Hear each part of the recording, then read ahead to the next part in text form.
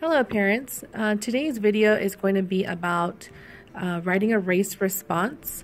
I'm sure you've probably seen this word in our weekly newsletter often. It's an acronym that stands for restate the question, answer the question and all its parts, cite evidence from the text, and explain the evidence.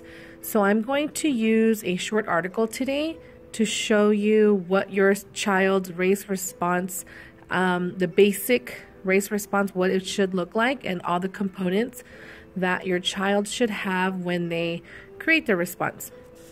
Okay, so let's take a look at today's story or article. So your child is going to have an article. It's definitely going to be lengthier than this. It's going to be either fiction, nonfiction, but I chose this one just for the sake of time because it's a shorter article, and I will take you through what it means and what parts that they need for their response. So cell phones in school. I'm going to zoom this way so that you can take a look at the entire article. As smartphones become more and more common, the debate about whether students in schools should be able to use them rages on. Some say that cell phones can be used for positive reasons like research and student safety.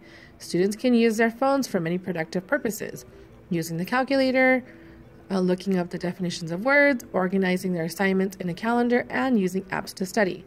They also argue that allowing students to use cell phones in school prepares students for adult life, in which they will use technology daily. Teachers, however, argue that phones are too distracting. They see that kids are often too tempted to play games, text each other, and take pictures during instructional time. They can also cheat on assignments by looking up the answers online. Teachers do not trust that students will use their phones responsibly or appropriately if they have them. They believe that phones are too much of a distraction and take away from a student's overall education.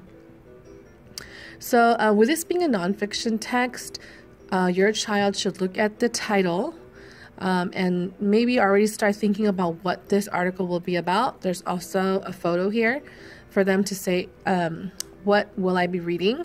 And to kind of wrap their mind around the topic of the article. So now getting back to just the race response, this particular worksheet has the acronym already down here in like a checklist or a checkbox type of structure, but not all of their work will have that. They just already know what race stands for. So here it says, use the race strategy to answer the following question, using the checklist as you write. Do you think students should use cell phones in schools? Use evidence from the text to support your answer. So I'm going to show you what their race response, a basic one, should look like and all the parts that it should have. So in your students' student binder that they should be taking home every day, they have a sheet that looks like this behind the reading tab that explains what all the parts are. That way you also know. So let's start with R, restate the question. So the question here says, do you think students should use cell phones in schools? So I'm going to use part of that question to answer. Let's see if I can write and video at the same time. So I think students should use cell phones in school because, so now I've used part of the question in my response to start it off. So that takes care of the R for restate. So I'm going to check that off. Now the next thing here, it says answer the question and all its parts. So I'm going to do that next. I think students should use cell phones in school because it is a great tool to be able to communicate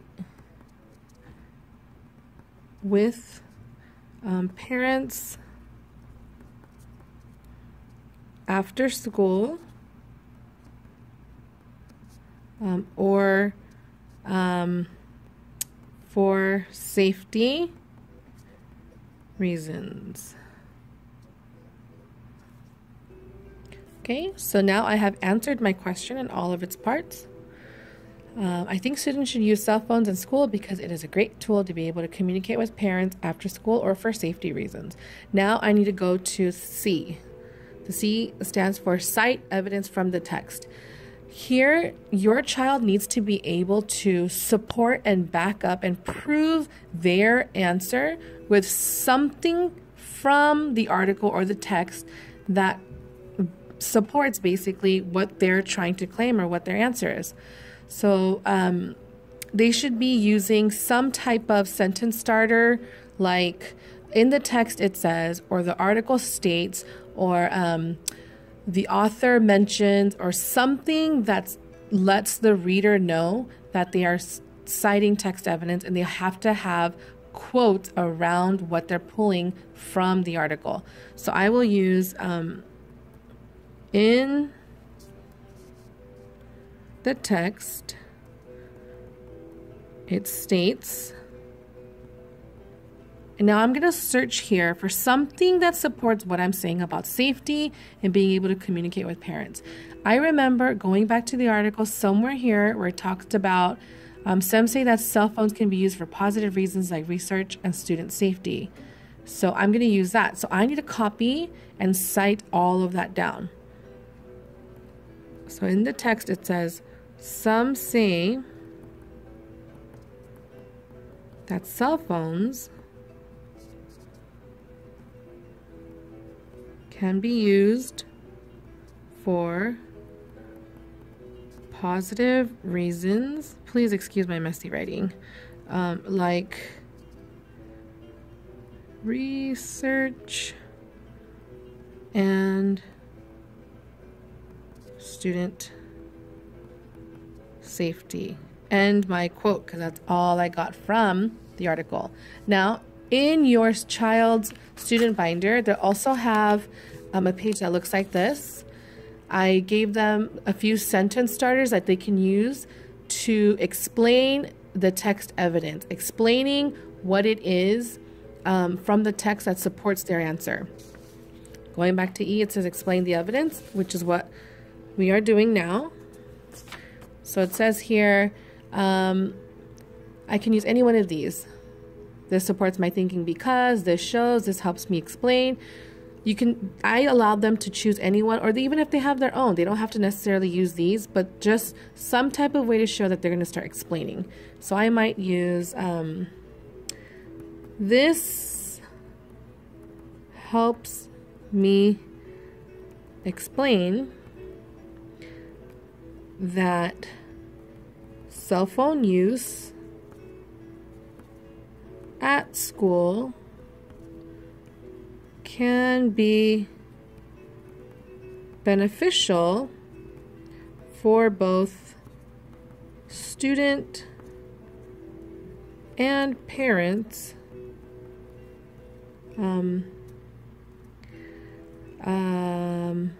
when used for student safety.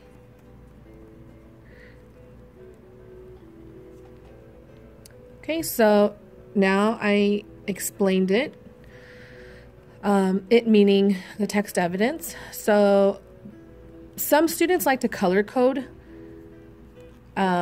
their response, so they would color everything that, let's see, they used to represent the R in race. They like to color code that. So they restated up to there. Then A for answering. It is a great tool. So here's where they answered. And some do it while they're doing their response, which is fine. And others like to go back and check to make sure that they have all the parts. I allow them to do either one, whatever is successful for them. In the text, it states, so here's all of their quote and all of their evidence. Let me underline that to represent blue. And then they'll choose a fourth color to represent and show them that they did all 4 parts of a race response. Now, do they have to color code it? As of right now, up until this time of the year, I made them with all of their classwork, color code all their race responses. I'm hoping that we can kind of gradually pull that away so that they're able to kind of do it without even like a checklist or without even color coding. So this is a basic race response with restating the question, answering the question, citing text evidence, and being able to explain their evidence.